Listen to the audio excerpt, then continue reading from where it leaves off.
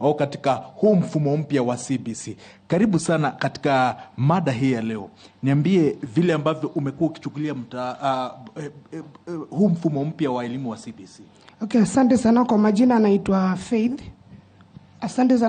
naitwa Faith. Mimi ni mzazi wa watoto wawili, niko na CBC grade 3 na grade 4.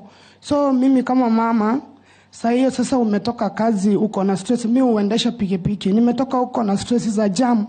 Niko na stress zangu kukosana na makastoma hivi. Mtoto naye anakukujia, mwalimu alisema niende na kuku, mwalimu alisema niende na mayai na mrenda. Sasa unajiuliza, mimi nimekuja hiyo jioni, saa hiyo nataka maybe nipike cabbage ndio itaiva haraka juu pia watoto wangu wameningoja na ingianga kwa nyumba saa 2 asa single mother. Sasa nitatoka tena hiyo usiku niende kutafuta mrenda na mwalimu anataka ile mrenda umepika. Unataka kiitisha mrenda yenye itapigwa, unazanunua hata ya 5 bama ya 10.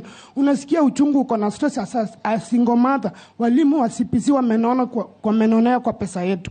Mimi natafuta school fees, tena nitafutie mwalimu chakula. Huyu mtoto ameenda na mayai imepasukia kwa barabara. Mwalimu haezi elewa, anamrudisha nyumbani na mimi saa hiyo niko kazi, sijui kama mtoto amerudi nyumbani, maybe nilikuwa nimeacha hapo pesa ya jioni ya sapa. Mtoto amechukua hiyo pesa ameenda kununua mayai, budget yangu imeharibika.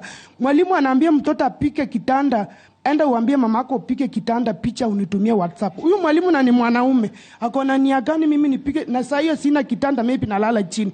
Kama mzazi unasikia aje? Kitanda inahusikana aje na masomo? Huyo mwalimu anataka kujua kama nalala chini ama kwa kitanda. Nasikia uchungu kama mzazi sana. Na huyu ni mtoto wa grade 3, ati apike picha. Na kama sina simu ya WhatsApp, mnataka nifanye aje?